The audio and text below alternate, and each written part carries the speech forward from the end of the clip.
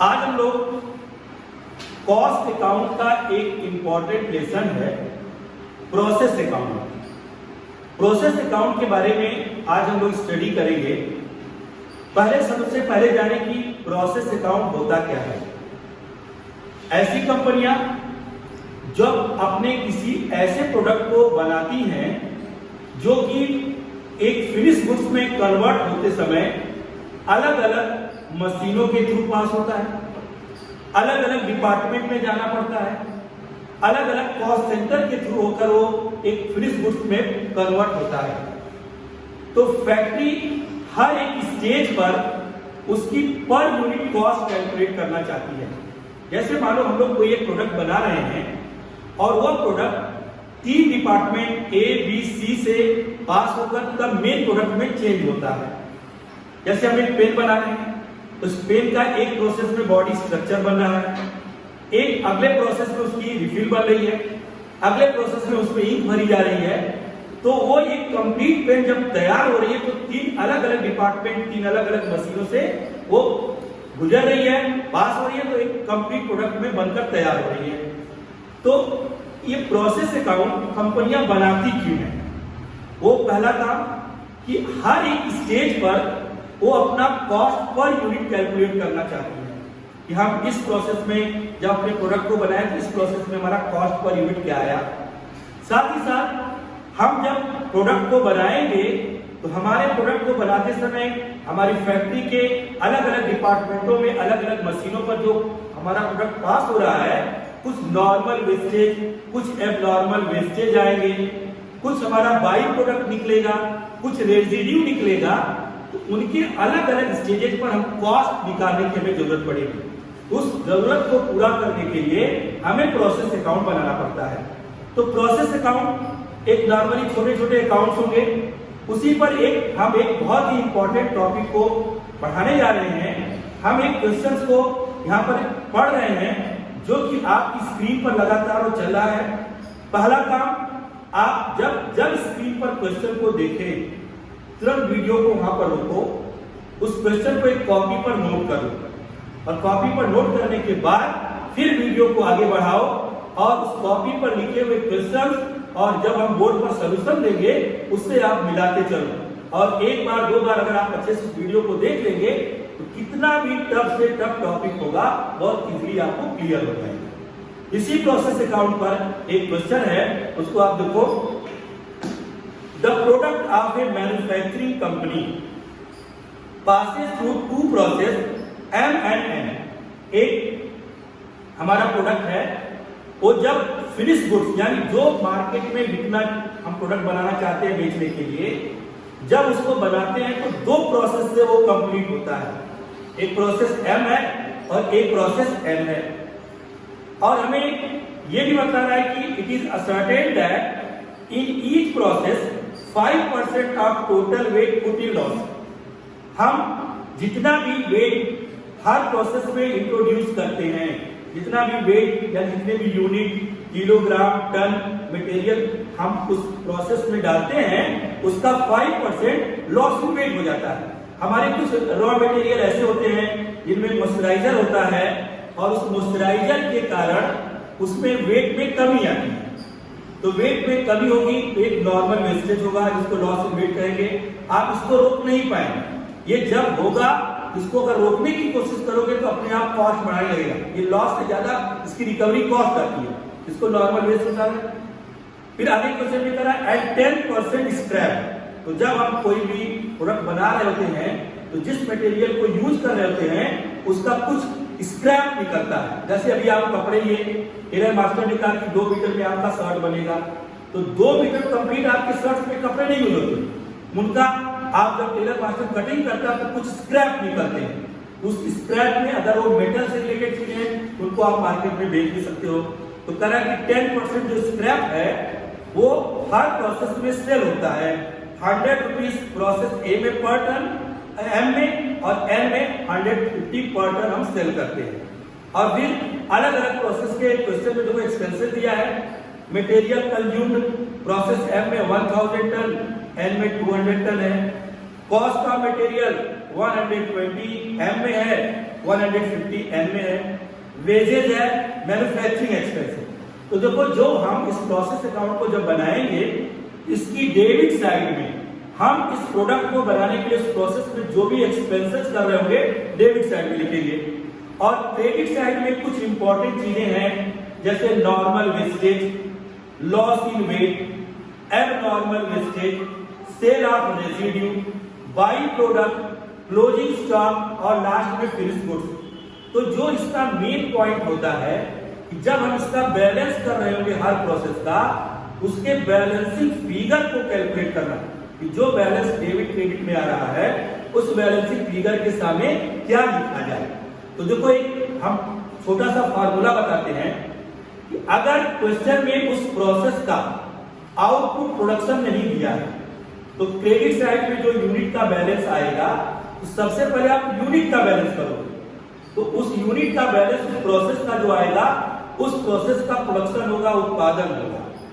अगर production in units दे दिया है तो उस प्रोसेस का जो भी यूनिट का बैलेंस आएगा वो नॉर्मल वेस्टेज या लॉस इन वेट का आएगा।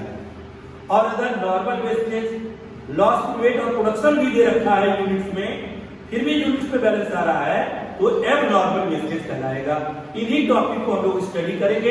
इस क्वेश्चन का हम सॉल्यूशन देने जा रहे हैं, आप बोर्ड पर इसको अच्छे से देखें।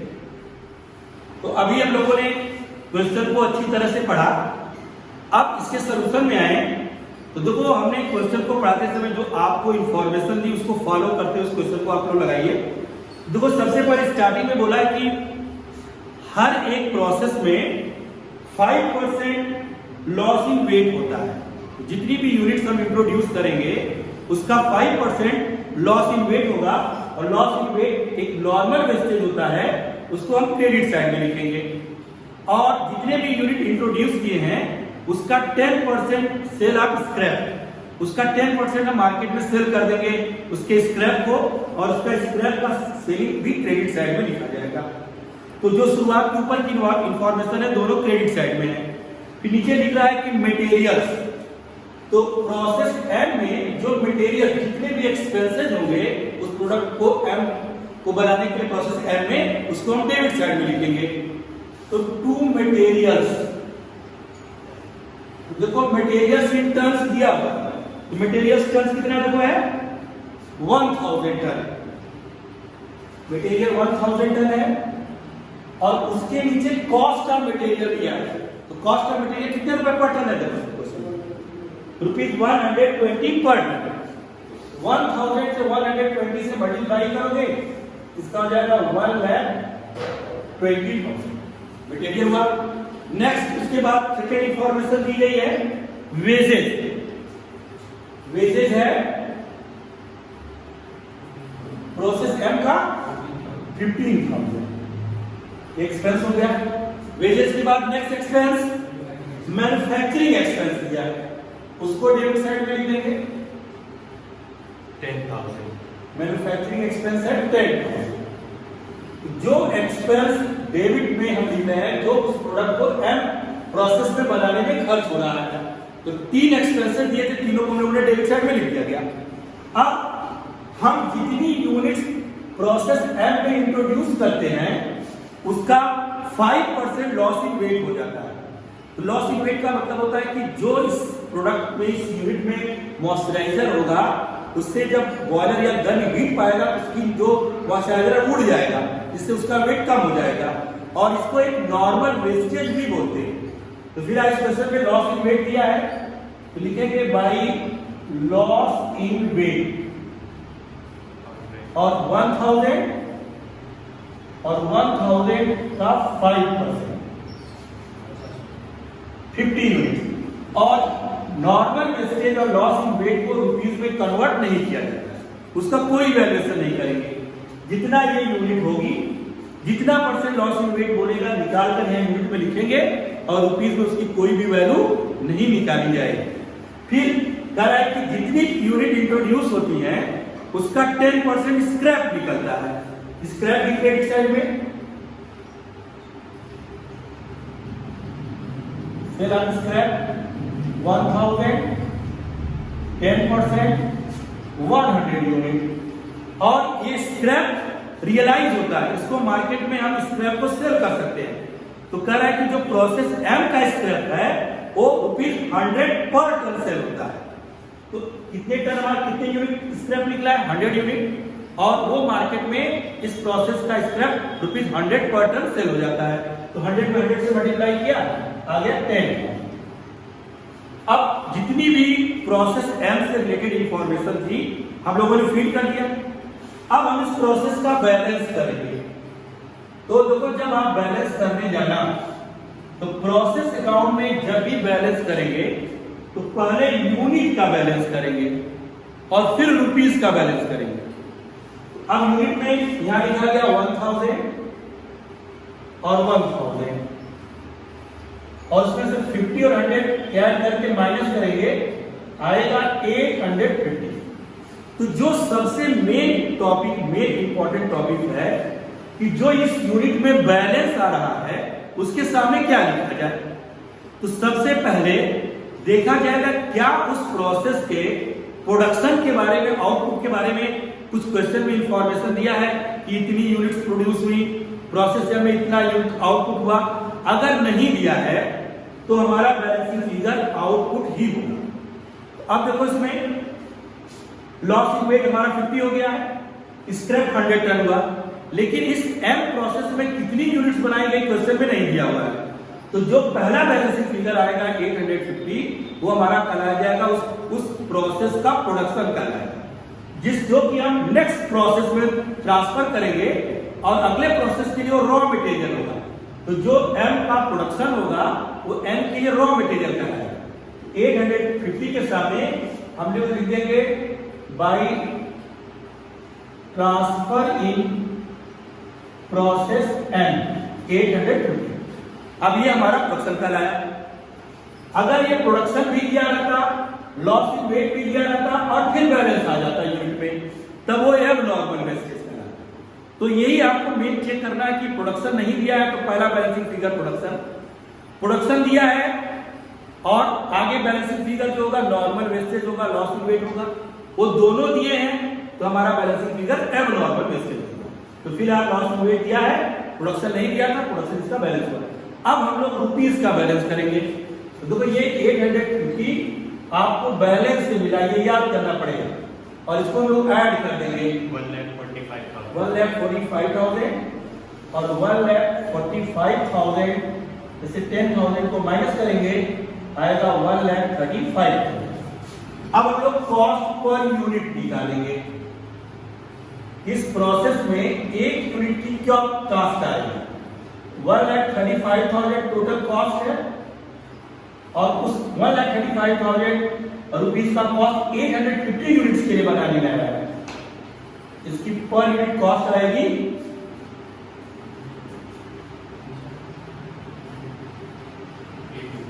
158.82, इसकी पर यूनिट कॉस्ट है। इस प्रोसेस को आप अच्छे से पहले नोट करो तो इसके आगे का प्रोसेस हम बताएं। अब देखो, हम लोग प्रोसेस एम को जब बनाएंगे तो प्रोसेस एम में जो प्रोडक्शन हुआ है यूनिट्स और रुपीज, उसको सबसे पहले प्रोसेस एम में उसी से स्टार्टिंग करेंगे। तो लिखेंगे to transfer from process M 850 process M 850 units और रुपीज में 1,35,000 दिया। अब उसके बाद प्रोसेस एम का मटेरियल, वेजेज और मैन्युफैक्चरिंग एक्सपेंस लिखेंगे। तो प्रोसेस एम में देखो क्वेश्चन में क्या है, मटेरियल कितने टन यूज किया है? 200 टन, और एक टन की कॉस्ट भी देखो क्वेश्चन में दिया हुआ है। तो कितने रुपए पर टन दिया है? 150 पर टन है, 200 टन है, तो 150 से 200 मल्टीप्लाई करेंगे 30,000 हो गया मटेरियल। फिर उसके बाद वेजेस दिया है 12,000, वेजेस 12,000 क्वेश्चन दोस्तों। फिर मैन्युफैक्चरिंग एक्सपेंस दिया है 7,000। अब देखो ये एक्सपेंस हमने लिख दिया। फिर देखो क्वेश्चन में कहा है कि हर एक प्रोसेस में 5% लॉस इन वेट होता है। अब देखो इस प्रोसेस में टोटल यूनिट हमारी जो इंट्रोड्यूस हुई 850 m से आई है 200 1050 हुआ। अब लोग लिखेंगे बाई लॉस इन वेट 1050 और इसका निकालेंगे 5%।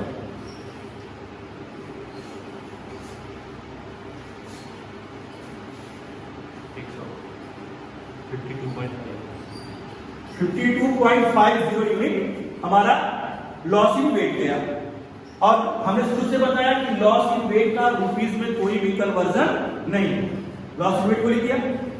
अब उसके बाद हर एक प्रोसेस में स्क्रैप भी निकल रहा है, तो सेल आप स्क्रैप भी देंगे 1050 यूनिट्स इंटू 10% 105 यूनिट्स, और इसकी जो सेलिंग प्राइस दिया है 150 पर यूनिट दिया है। अब लोग 150 से 105 में मल्टीप्लाई करेंगे 15,750 इसकी सेलिंग प्राइस है। तो देखो ये हमने एक्सपेंस डेबिट में लिखा, loss in wait credit side में, जिसका कोई भी वैल्यूएशन नहीं करोगे। सेल ऑफ स्क्रैप हर जितना यूनिट इंट्रोड्यूस हुई है उसका 10% और 150 पर यूनिट की रेट से सेल हो गया, लिख दिया गया। अब उसके बाद फिर हम लोग इस प्रोसेस का बैलेंस करेंगे। इस प्रोसेस में भी कितनी यूनिट्स बनकर हमें फिनिश गुड्स के रूप में मिली है क्वेश्चन में नहीं दिया है। तो जब हम लोग यूनिट का बैलेंस करेंगे तो इस प्रोसेस का वो आउटपुट होगा। तो देखो क्वेश्चन में आउटपुट का दिया जाना जरूरी है। अगर क्वेश्चन में उस हर प्रोसेस का आउटपुट नहीं दिया है तो यूनिट का जो पहला बैलेंसिंग फिगर होगा वो आउटपुट ही होगा। इसमें आउटपुट नहीं बताया गया, क्वेश्चन में नहीं दिया गया कि एन में कितनी यूनिट्स बनी। तो जब लोग यूनिट्स का बैलेंस करेंगे, यूनिट का बैलेंस करोगे तो ये लिखा 1050 इसको ऐड करके इसमें से माइनस किया 892.5 ये हमारा इस प्रोसेस का प्रोडक्शन हुआ। और ये हमारे दो प्रोसेस में ये प्रोडक्ट बनके तैयार हो जाना है। तो जो लास्ट प्रोसेस का बैलेंस होता है उसको लिखेंगे by transfer in finished goods stock account. ये हमारा बैलेंस हो, ये भी आएगा। अब रुपीस को ऐड करके इसके सामने लिख दिया जाएगा इस प्रोसेस के कितने यूनिट की कॉस्ट आएगी। इसको हम लोग ऐड करेंगे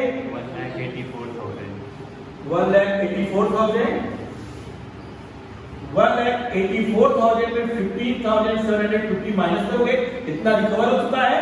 और 892.50 के सामने कितनी यूनिट्स आप लिख दोगे रुपीस में 168,250। ये हमारा, अब इसकी कॉस्ट पर यूनिट निकाल देंगे 168,250 डिवाइडेड बाय 892.50 188.50 डिवीजन करने के बाद पर यूनिट कॉस्ट है। इस क्वेश्चन को सब लोग पहले अच्छे से नोट कर लेंगे, फिर एक बार समझेंगे। नेक्स्ट वीडियो में हम लोग एक फिर इसी टाइप का क्वेश्चन लाएंगे, इसमें बैलेंसिंग से ही रिलेटेड एक और इंपॉर्टेंट टॉपिक होगा।